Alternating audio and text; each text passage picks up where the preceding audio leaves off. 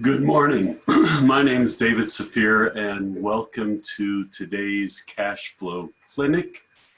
And the topic is loans, credit lines, and the truth about government emergency loans. And today, instead of trying to give details on how to apply for a loan, how to apply for the government emergency loans, what the rules are, there's a lot of people who will talk about that. And we might have a guest on in a little while if he can make it that will help explain a couple of those things. But today what I want to focus in on is what do you do once you get the money? Now I'm talking about whether it's a government emergency loan, what's called a PPP, which is a payroll protection loan, whether it's a grant that you're going to get in, even if you get what's called free money. If you don't use it properly, you will still go out of business. So let's talk about this a little bit about what you're going to do when you get the money in and how to make sure you manage it properly for the most effective use. So the first thing I'll talk about is when you're working with a government loan, a government, what could become a grant, they're going to want to get documentation to make sure that you spent the money on what you said you're going to spend it for. Now with this PPP loan that can be forgiven, you will need to keep track of especially your payroll expenses. If I understand correctly, you need 75% of the money to be used towards payroll. And then there's ancillary things like rent, mortgage, which could be rent, I'm not sure. I'm not an expert on this stuff, but what I can tell you is tracking will be important. So in my mind, the best advice I've heard for tracking this money is, in addition to putting it into your bookkeeping software, is to set up a separate bank account and draw upon those funds only for the things that qualify you for the grant. Now, unless, in my mind, there's an unless you need it for other things, and then you got to check in to make sure that you're allowed to. I know you're going to have to pay it back under that case, and I think it's fairly favorable interest rates, but tracking will be really important to do.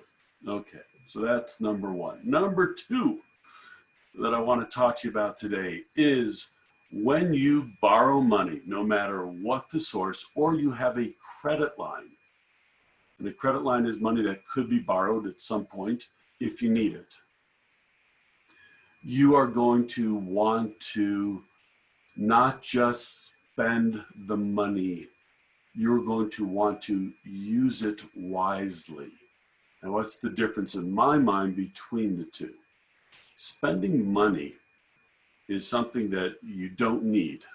If you decide that you're going to constantly be going out to lunch on this money, you don't need to.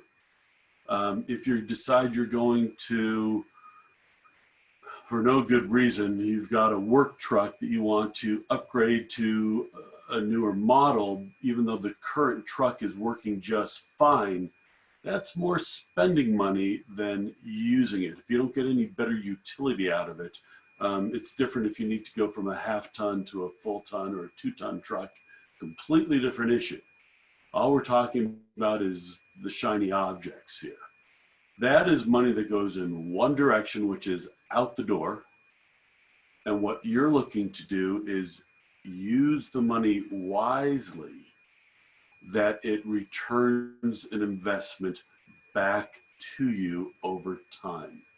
A good example would be if you need a new truck because you have a need for either additional capacity with a second vehicle, or you need an additional capacity as far as the workload. That's an investment, because that would mean you probably have a contract that needs to be fulfilled that requires the additional capacity. Those are the things you're looking for. But let me ask you a question. And I just had a phone call with somebody yesterday who said, you know what, we invested in something that we needed for this job, and I thought we could afford it, but a month down the road, it put us in a real world of hurt. So how do you prevent that from happening? The answer is put together a cash flow model. You want to know, even before you get money in the door, where your cash is going and how it's being spent, so that you can use it wisely and extend the life of your business. If you're in an emergency situation, I'm recording this during the COVID-19 crisis, but an emergency situation could be that you lost a large customer and all of a sudden a big source of revenue dried up, or you have a hurricane or some other short-term national disaster that's regionalized. It could be any one of a number of things where all of a sudden you go, oh my gosh, how am I going to make payroll? How am I going to do one of the million things that has to be done? How am I going to afford it? The answer is you project it out, you plan it, and so you know between today, which is Friday, and Monday, what you think your expected bank balance is going to be on Monday. But not just 1 week, but how about 2 weeks out, 3 weeks out, 4 weeks out? The fundamental timing on this is a weekly projection for 13 weeks in the future. When I say fundamental, that's what people who are experts at managing cash do, especially within a small business environment. That's what I do, but I also work with the firm New Point Advisors Corporation, that's what they do, and we didn't know each other just a little while ago, but yet do the same thing. And why do they do it? Because they work, and now we work with banks with special assets, and special assets are problem commercial loans. And what is the first thing that they're trying to do is figure out what the cash flow looks like in the future. What money's coming in, what's the spending plan going out, and what is the bank balance going to be at the end of that time. Now, I noticed that a couple of people have logged in. If you have questions, let me know. What we're talking about today is about how to use the funds and how to track them if and when you get a loan. So here's the other thing that I recommend. We talked about two types of loan. One is just an all-out loan, and the other one is just opening up my Q&A box in case you have questions. I'll see them come up. So the difference is, one is a line of credit. It's a resource. If you need it, you take it, then you pay the interest while you're using that money. If you put it all back, there's no interest. In a loan, you receive all the money up front and you have to start making payments month to month immediately. You're always paying on the interest. So I want to talk to you about how to treat those from a planning perspective. This is my suggestion. It is not a rule. I suggest with a line of credit in your business model, your cash flow modeling, that what you are doing is paying back most or all of your excess cash into the credit line. So let's say you have $100,000 in cash that you have in your bank account, but owe $25,000 to your credit line. And David Sherwood just joined us from Lendbase. David, do you want to say something so we can make sure your sound is working? I'm not hearing you so far. I'll let you know as soon as I can hear you. And it might be that my sound is turned down too low, but I don't think so. Nope, my sound is turned on. All right, so what I was talking about is, if you got $100,000 cash, $25,000 balance that's owed on your credit line, pay off your credit line. You have $75,000 left, but your credit line now has an additional $25,000 left if you need it. Well, I'd like to make a suggestion for a bank loan. We've already talked about for the PPP having a separate bank account, but let's talk about another loan that's not going to be turned into a grant. Once again, an idea is open up a bank account. It could be a savings account. You'll earn a minuscule amount of interest, or maybe you'll reduce some fees, but use the money as you need it. You're going to have to pay it off. But as you have excess cash in your bank, your checking account, move it into this other bank account, which has your loan money. So you can keep track of how much that loan money you've used, and you don't mix it into the general fund. And why would you want to do this? Number one, we talked about, instead of spending money, you use money. So you use the money, invest it as you're getting your cash back in, put it back so you can use it again. And number two is, at some point you might realize you no longer need the cash that you borrowed. And then you have this chunk of money that you can pay it back a large amount all at once.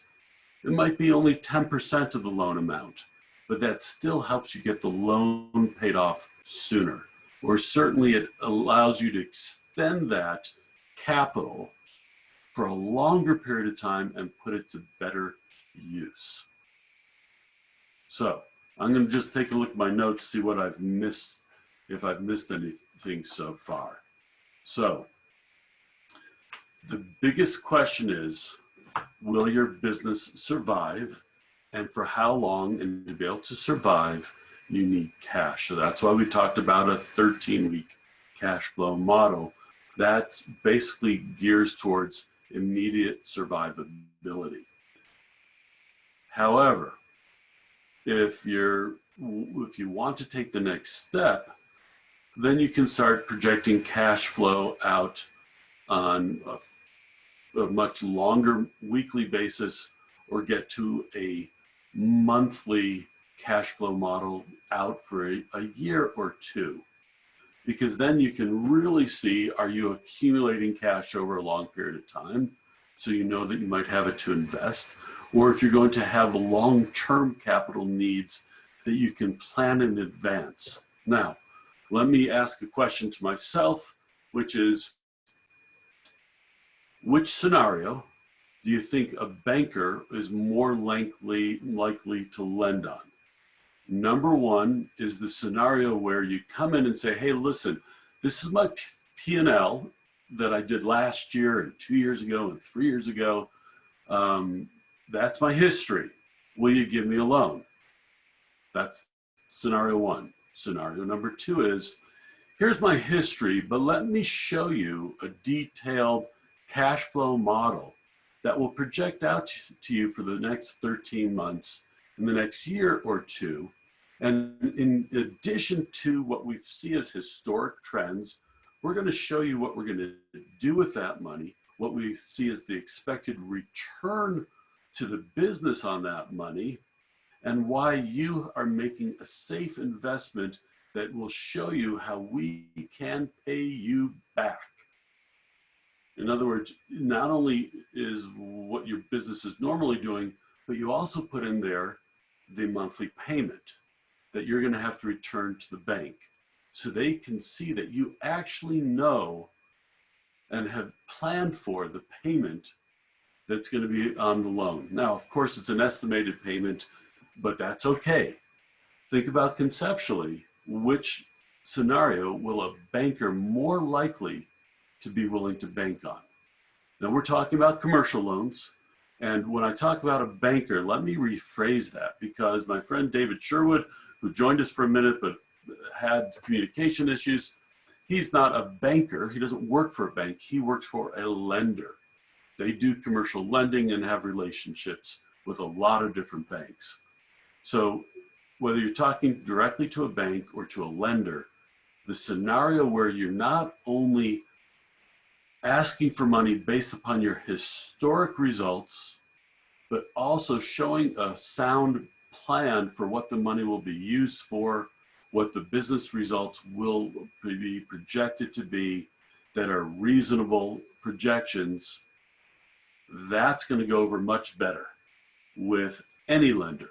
Now, some people will say, but David, you can't predict the future. The only thing you can predict about the future is that it's always changing.